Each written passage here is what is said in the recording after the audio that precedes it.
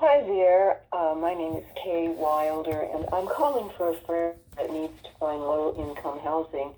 And we've called several times but haven't gotten a response. So I'm hoping that maybe this time there will be someone that could call me back so we could set up an appointment for them to come in and see you and see if they could make application for an apartment when it would come available.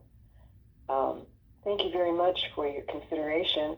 My number is 850-354-2635.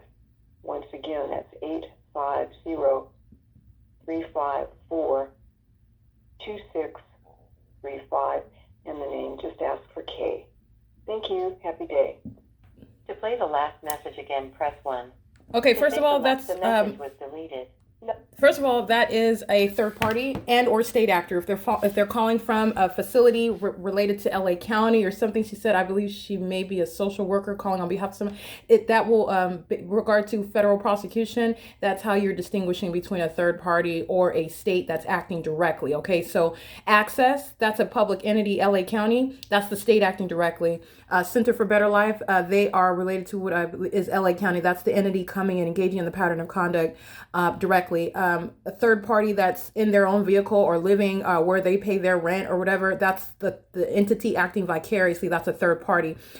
This third party and or state actor, this is nonetheless a group stalker. I am subject to what is state monitoring. They call the office using the phone as a means of audible activity. They're monitoring on the video of the internet. I am speaking to the entity. Whoever calls this phone, it's the entity. Whoever is engaged in communication, this is the entity that's engaged in all manner of surveillance is underway. This is the entity who is engaging in what is, again, seeking to create a narrative.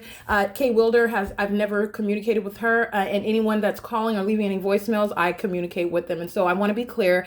Not only am I'm just going to document this is with regard to what is a recorded line. This is a method of what would be criminal defamation with regard to the workplace where you're subject to the pattern of conduct, which is in the specific environment. It is indeed within the state's criminal system to engage in what is suggesting, in any sort of suggestion. Yes, I am going to document it. The entity wants to suggest, oh, I've called several times. Man, I wish you would just please call me back. Like she's politely trying to get me to do my job as though I haven't and as though she's ever called before and left any voicemails. I call back everybody that's calling and I follow up. Many of them are calling from numbers that are not even active. They're third party group stalkers who are engaging in what is, again, let me point something out. Even if the targeted individual, I'm a property manager. And so there are federal laws that govern, for example, fair housing. So because the entity is engaged in the criminal system, it's directly rebutting any sort of criminal purpose that is underway. And so the entity likes to engage in what they call is trapping you. So say you make a mistake, say you say something and you violate on its face. So say you violate fair housing. I mean, because you let's give an example where you can say something is not available, an apartment is not available. You're not allowed to do that. You're not supposed to tell people that you don't have an apartment available when you actually do. This is relevant to fair housing policies, and that's just because you don't want to make it or engage in a pattern of trying to exclude people from the company for whatever reason, especially under any protected class. So I'm just giving you an example. So say you violate fair housing or whatever, and the target individual, let me be clear, the target individual is not a criminal. They're not racist. You're not being targeted by the state because you're a bad person or because you're a criminal. So let me point that out. This is just a matter of common sense. Let's say, though, that the entity that is engaging, keeping you under surveillance, is trying to trip you up, waiting for you to make some sort of mistake where they, aha! We gotcha. You violated fair housing. You told a prospect that, let me be clear, the entity is monitoring you. The entity is calling. The entity is engaging in what is harassment, sexual violence, and terrorism by entity engaged in federal group stalking and monitoring. And it is, again, the same criminal that has no authority. This is everything that is delusional about this entity. Anything that is occurring in the workplace is occurring by virtue of what is within an ongoing pattern of conduct. You will not be engaging in prosecuting or taking the job under any justified basis where you are the criminal engaging in what is federal group stalking and monitoring. I don't care if the targeted individual is engaging in what is, okay, so let me just speak hypothetically. Let's say that this isn't the case, but if the target individual engages in a crime, like if you actually steal a candy bar when you're working at 7-Eleven and you steal the candy bar, no, you shouldn't be stealing from your job.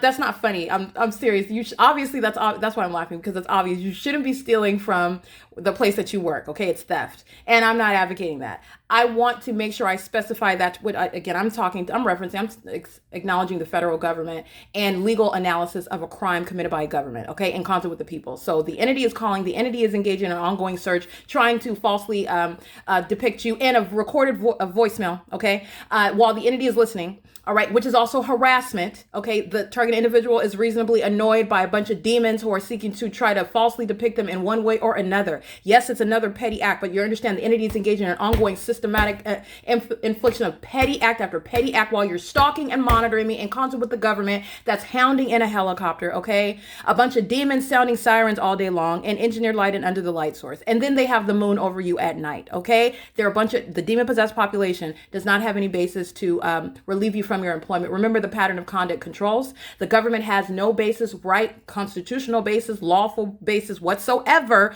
to have you under surveillance in any and every entertainment that's occurring within the context of the pattern of conduct remains the state's crime. Understand that. So I want to point that out. This is relevant because, first of all, any and everybody that's calling is monitoring. And so you're under a delusion thinking that you're some exception. Oh, I don't know. I looked you up on the internet. I'm homeless. I'm looking for an apartment. This is literally what they believe is going to be the case, as though there's some anomaly, there's some exception to the state's pattern of conduct. There is not, nor is that reasonably the case. The ongoing universal pattern of conduct is always at the forefront of the federal government's mindset when you're analyzing and prosecuting the pattern of conduct. Okay. So the entity is still under the delusion that somebody's going to be looked at as an individual. You're not. It's known that this is the state's criminal system. The state is maliciously acting through the people. The people are in the shoes of the state. You are no longer exercising any constitutional right or privacy. Where you live, the people of the state live at Alvarado Gardens. That's the government, okay? The people of the state live at 1826 Lobdell Place. That's the state. That's why the specific environment is there. And for me to capture that impossible light on more than one occasion, but even once, while the people of the state are crossing paths with that engineered light, that's the identification of the state. You are no longer exercising any constitutional right. You're not in the same situation as the target individual. You are engaged in group stalking where you live, shown to be the obsessed and malicious criminal that you are. And that's exactly the address that's going to be used when you're federally prosecuted for engaged in criminal surveillance with the state and federal stalking on the venue of the internet in violation of Title 18. While they are engaging in the pattern of conduct in the workplace and suggesting in an email that they've called several times and never having gotten a return call, which is a lie. All right. So I want to make sure that I document that. In addition to that, what is even beyond that, the entity is monitoring the documentation about itself and is also engaging in what is the creation of a false narrative, trying to do so, and because it does not understand the prosecution that it's subject to. It does not understand the legal framework that it is literally being choked out by. Okay. And it doesn't, with regard to the legal analysis, the way that the law works with regard to any existing criminal conspiracy, you are first establishing that conspiracy, and then you are prosecuting the actual crime. And the conspiracy itself is also a crime. Okay. So this is at a greater level because it's the government that's engaging in what is criminal monitoring with and via the people of the state. And the very crime itself, the environment that it's occurring in, it shows the dependency on the people of the state. And then you see all the levels, all the types, all the faces of malice. All right, the same exact criminal system when it's calling itself Universal Waste Systems Incorporated. There's no exception. It's ongoing on an ongoing basis. And by the way, this government that thought it was so slick starts showing its real true colors. The more you speak that truth, the more those demons show the reality of actually the truth that you speak. And that's why they're coming out and flying directly over my head directly while I'm speaking those truths, by the way. That's not a coincidence. This is speaking to the public safety hazard that exists, the public safety concern that is inherent to a government placing you under surveillance. And then this is all occurring, again, as what's supposed to be some secret system. So Kay Wheeler is documented as, this is the entity, engaging in what is a method of harassment by an entity engaged in federal group stalking and monitoring in the workplace. This is recorded on my line, relevant to my job, all right? And also it is audible activity served to monitor me when I come back into my office. All of the entity knows that I was in my apartment right now, and whether I took a 15-minute break or a 25-minute break, you remain the criminal that is monitoring me. While my panties are down at that, you think the sex offender has any defense for dismissing the targeted individual because you know when my panties are down, and so that's how you know I took too long of a break? No, that's not how it works. So don't forget that, okay? It is currently, by the way, it's 11:39 a.m. Kay Wilder is a third-party group stalker, and if not a state actor, wherever it is that she works, she just documented the organization that she works with, okay? That's P.O.C. It is currently 11:39 a.m. Again, this is a workplace terrorism, harassment, and sexual violence by an entity engaged in federal group stalking and monitoring. That's why you have the light source here from the beginning till the end of the day, in direct opposition to the notion that there was ever any natural environment over the Ovid Family Community Library, for example, let alone the Fontana Lewis Library, where I remain on this day in 2022 at this time until the end of the day. That's a matter of documentation. This is P.O.C.